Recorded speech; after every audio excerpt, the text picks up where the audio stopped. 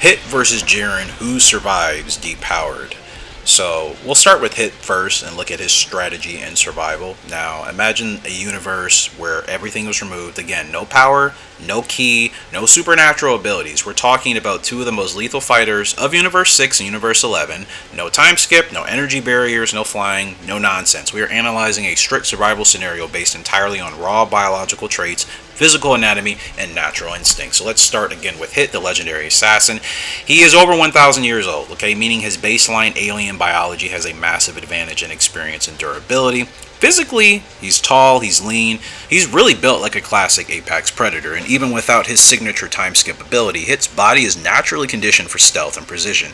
Okay, his species possesses incredible patience, allowing him to lower his heart rate and blend into environments perfectly to stalk a target. That's very important about his character. Now, his entire combat history when it comes to Hit is built on the art of the one-shot kill, because he cannot rely on a massive flashy energy blast. His physical fighting style is already naturally optimized for a deep powered state such as we're talking about. Hit is going to use a compact, highly defensive stance, keeping his hands in his pockets to hide his movements and protect his vitals. We've seen this, right? Without power, though, Hit relies on absolute efficiency, targeting specific weak points and pressure points, again, like Beerus would probably do in a separate discussion we had, and nerve endings, anything, a throat strike, to take down opponents with minimal effort. Not much of that changes in regards to the fighting style of the legendary assassin Hit. And when it comes to a long-term survival scenario, as he's squaring off against Jiren here today, and let's say this is on a harsh planet, Hit's assassin mindset shines in this environment and economy. Why? Because he does not panic, 1, he does not waste energy, 2, and 3, he understands how to, again, use his environment for his camouflage to his advantage, okay? He can wait out a storm or track a target for days without making a single sound, okay? So for Hit, I think survival is not necessarily about being the loudest or the strongest person in the room, right? I think it's about him staying hidden, staying concealed, conserving his energy, because that is the most effective that he is in that state, and then striking from the shadows when his enemies least expect it. Even in that Universe 6 versus Universe 7 tournament in the very beginning of Dragon Ball Super, rewatch that. You saw how patient Hit was in all of his battles. I think that's underrated and a great testament to his character, and of course being around for over 1,000 years. Well, let's talk about the opponent on the other side, and that is Jiren. And we'll talk about his strategy in survival and how different this looks when you take away the special crazy stuff that Jiren was able to show us in the Tournament of Power. Now, Jiren the Grey, physically, is an absolute marvel, right? Okay, even without ki, his alien species possesses massive, dense muscle groups, a broad chest that we see. They have an incredible skeletal structure, and that is obviously built with very good strength and durability long term. So Jiren's baseline physical power is already absurdly high, and his raw punches can create powerful air pressure shocks because of that. That is legit. So his body is really, in my opinion, like a biological fortress more so, and naturally designed to absorb a lot of heavy impacts and resist extreme physical trauma really without flinching. So in that regards, not much changes. Even if you take away the special abilities and the ki blast, he's still very, very tough to fight. And this is where I think Jiren is actually able to gain an advantage in this case, even when we're talking about comparing him to the legendary assassin Hit, because Jiren's devotion, his fanatical devotion to his physical conditioning, is above par, in my opinion, on that side of the universe spectrum. Jiren does not rely on just energy, okay? His entire life philosophy is really built on absolute self-reliance and raw strength regardless. Even without his ki, Jiren's muscle memory is tuned to peak physical performance, okay? He possesses explosive fast-twitch muscle fibers. We talk about that in this series on this channel.